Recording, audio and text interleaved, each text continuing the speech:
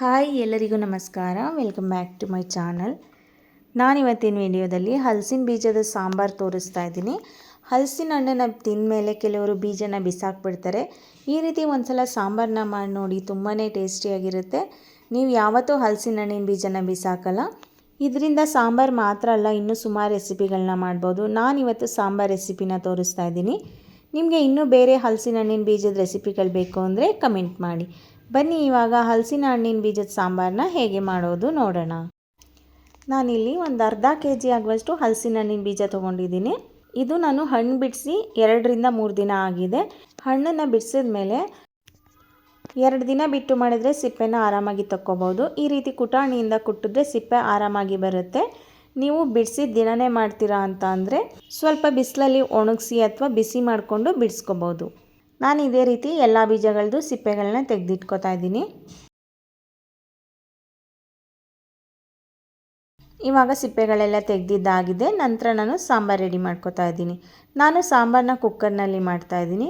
ಕುಕ್ಕರ್ಗೆ 1 ಕಪ್ ಆಗುವಷ್ಟು ತಗ್ನಿಕಾಳನ್ನ ಹಾಕ್ಕೊಂಡಿದ್ದೀನಿ. ಇದು ಒಣ ತಗ್ನಿಕಾಳು. ಹಸಿ ತಗ್ನಿಕಾಳು ಇದ್ರಂತೂ ಸಾಂಬಾರು ಇನ್ನೂ ಸಖತ್ತಾಗಿರುತ್ತೆ. ಮತ್ತು ಇದಕ್ಕೆ ಅಲಸಂದೆ ಕಾಳು ಅಂತಲೂ ಕರೀತಾರೆ. ಬಿಡಿಸಿಟ್ಕೊಂಡಿರೋ ಹಲಸಿನ ಬೀಜನ ತೊಳೆದ್ಬಿಟ್ಟು ಸೇರಿಸಿದ್ದೀನಿ.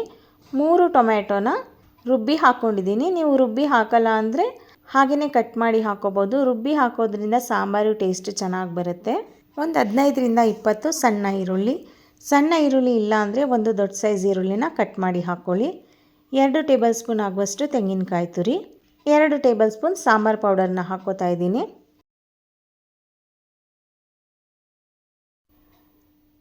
ನಂತರ ನೀರು ಸೇರಿಸ್ಕೊತಾ ಇದ್ದೀನಿ. ನಾನು ರುಬ್ಬಿರೋ ಟೊಮೆಟೊ ಜಾರ್ಗೆ ಸ್ವಲ್ಪ ನೀರನ್ನು ಹಾಕಿ ತಿರುಗಿಸಿ ಹಾಕ್ಕೊಂಡಿದ್ದೀನಿ. ಅದಾದ ನಂತರ ಅರ್ಧ ಲೀಟ್ರಷ್ಟು ನೀರು ಹಾಕ್ಕೊಂಡಿದ್ದೀನಿ. ನಿಮಗೆ ಸಾಂಬಾರು ಎಷ್ಟು ಬೇಕಾಗುತ್ತೆ ಮತ್ತು ಸಾಂಬಾರು ಪುಡಿ ಎಷ್ಟು ಹಾಕಿದ್ದೀರಾ ಅಳತೆ ನೋಡಿಕೊಂಡು ನೀರನ್ನು ಮಿಕ್ಸ್ ಮಾಡ್ಕೊಳ್ಳಿ. ನಂತರ ರುಚಿಗೆ ತಕ್ಕಷ್ಟು ಉಪ್ಪನ್ನು ಹಾಕಿಬಿಟ್ಟು ಒಂದು ಸಲ ಮಿಕ್ಸ್ ಮಾಡಿ ನೋಡಿ. ಸಾಂಬಾರು ಗಟ್ಟಿ ಅನಿಸ್ತಾ ಇದೆ ಅಂದರೆ ಇನ್ನೊಂದು ಸ್ವಲ್ಪ ನೀರನ್ನು ಹಾಕ್ಕೋಬೋದು. ಬೆಂದಮೇಲೆ ಸ್ವಲ್ಪ ಸಾಂಬಾರು ಗಟ್ಟಿ ಬರುತ್ತೆ. ಮಿಕ್ಸ್ ಮಾಡ್ಕೊಂಡಾದ ನಂತರ ಕುಕ್ಕರ್ನ ಕ್ಲೋಸ್ ಮಾಡಿ 3 ವಿಷಲ್ ಹಾಕಿಸ್ಕೋಬೇಕು. 1 ತಗ್ನಿಕಾಳು ಹಾಕಿರೋದ್ರಿಂದ ಬೇಯೋದಕ್ಕೆ ಸ್ವಲ್ಪ ಟೈಮ್ ತೊಗೊಳುತ್ತೆ. ಮತ್ತು ಹಲಸಿನ ಬೀಜ ಕೂಡ ಗಟ್ಟಿ ಇರುತ್ತೆ, ಅದು ಬೇಯೋದಕ್ಕೂ ಟೈಮ್ ಬೇಕು. ಆದ್ದರಿಂದ ಮೊದಲು 2 ವಿಷಲು ಸಣ್ಣ ಉರಿನಲ್ಲೇ ಕೂಗಿಸ್ಕೊಳ್ಳಿ. ನಂತರ ಇನ್ನೊಂದು ವಿಷಲು ಮೀಡಿಯಮ್ ಉರಿನಲ್ಲಿ ಹಾಕ್ಕೊಂಡ್ರೆ ಸಾಕಾಗುತ್ತೆ. ಇವಾಗ ಕುಕ್ಕರ್ ತಣ್ಣಗಾಗಿದೆ. ಓಪನ್ ಮಾಡಿಬಿಟ್ಟು ಒಂದು ಸಲ ಮಿಕ್ಸ್ ಮಾಡಿ ನೋಡ್ಕೋಬೇಕು. ಕಾಳು ಮತ್ತು ಹಲಸಿನ ಬೀಜ ಎಲ್ಲ ಚೆನ್ನಾಗಿ ಬೆಂದಿತ್ತು ಅಂದರೆ ಸಾಕು. ಬೆಂದಿಲ್ಲ ಅಂದರೆ ಇನ್ನೊಂದು ಸ್ವಲ್ಪ ಬೇಯಿಸ್ಕೊಳ್ಳಿ. ನಾನು ಹೇಳ್ದಾಗೆ ಸಣ್ಣ ಉರಿನಲ್ಲೇ ನೀವು ಕುಕ್ಕರ್ ವಿಷಲ್ ಹಾಕಿಸ್ಕೊಂಡ್ರೆ ಕರೆಕ್ಟಾಗಿ ಬೆಂದಿರುತ್ತೆ. ನೀವಿಲ್ಲಿ ನೋಡ್ತಾ ಇರ್ಬೋದು, ನಾನು 3 ವಿಷಲ್ ಹಾಕಿಸ್ಕೊಂಡಿದ್ದೀನಿ. ಹಲಸಿನ ಬೀಜ ಕೂಡ ಚೆನ್ನಾಗಿ ಬೆಂದಿದೆ ಮತ್ತು ತಗ್ನಿಕಾಳು ಅಷ್ಟೇ. ಪ್ರೆಸ್ ಮಾಡಿದ್ರೆ ಈ ರೀತಿ ಕಲಸೋಗುತ್ತೆ, ಚೆನ್ನಾಗಿ ಬೆಂದಿದೆ. ನಂತರ ಇದಕ್ಕೆ ಒಗ್ಗರಣೆನ ಹಾಕ್ಕೋತಾ ಇದ್ದೀನಿ. ಒಂದು ಪ್ಯಾನ್ನ ಬಿಸಿ ಮಾಡೋಕ್ಕಿಟ್ಟು 2 ಟೀ ಸ್ಪೂನ್ ಕೊಬ್ಬರಿ ಎಣ್ಣೆ ಹಾಕ್ಕೊಂಡಿದ್ದೀನಿ. ನೀವು ಯಾವ ಎಣ್ಣೆ ಯೂಸ್ ಮಾಡ್ತೀರೋ ಅದನ್ನು ಹಾಕ್ಕೊಳ್ಳಿ. ಎಣ್ಣೆ ಕಾದ ನಂತರ 1 ಸ್ಪೂನ್ ಸಾಸಿವೆ, ಜಜ್ಜಿಟ್ಕೊಂಡಿರೋ ಬೆಳ್ಳುಳ್ಳಿ, 2 ಒಣಮೆಣಸಿನ್ಕಾಯಿ, 1 ಚಿಟಿಕೆ ಇಂಗು, ಕರಿಬೇವು ಸೊಪ್ಪನ್ನು ಹಾಕಿಬಿಟ್ಟು ಫ್ರೈ ಮಾಡ್ಕೋತಾ ಇದ್ದೀನಿ. ಬೆಳ್ಳುಳ್ಳಿ ಸ್ವಲ್ಪ ಗೋಲ್ಡನ್ ಬ್ರೌನ್ ಬರೋ ತನಕ ಫ್ರೈ ಮಾಡ್ಕೋಬೇಕು. ಇವಾಗ ಒಗ್ಗರಣೆ ರೆಡಿ ಇದೆ.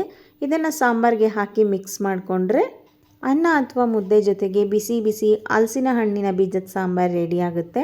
ನಿಮಗೆಲ್ಲ ಈ ರೆಸಿಪಿ ಇಷ್ಟ ಆಗಿದ್ದರೆ ಪ್ಲೀಸ್ ಒಂದು ಲೈಕ್ ಕೊಡಿ, ಹಾಗೆ ಒಂದು ಕಮೆಂಟ್ ಮಾಡಿ ಮತ್ತು ನಿಮ್ಮ ಫ್ಯಾಮಿಲಿ ಫ್ರೆಂಡ್ಸಿಗೆಲ್ಲ ಶೇರ್ ಮಾಡಿ. Thank you.